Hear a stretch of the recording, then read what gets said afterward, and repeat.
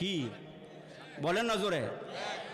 নবীর সাহাবী রাতের বেলা ঘুমায় আছেন, হযরত আবু কালাবা উনি যখন ঘুমাইয়া আছেন, ঘুমের ঘরে স্বপ্ন দেখলেন কবরস্থান, আগুন জ্বলতেছে, আর কিছু মানুষ কবরের ভিতর দিকে উইটা ব্যাগ হাতে নিয়ে নিয়ে কবরের উপরে বসে আছে। সুবহানাল্লাহ, জোরে বলেন।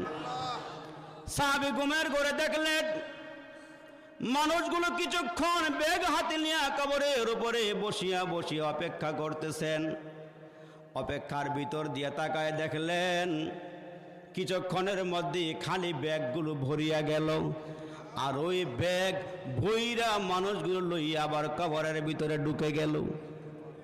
কিন্তু একজন আল্লাহর বান্দা এখনো কবরের উপরে ব্যাগ নিয়ে বসে আছে।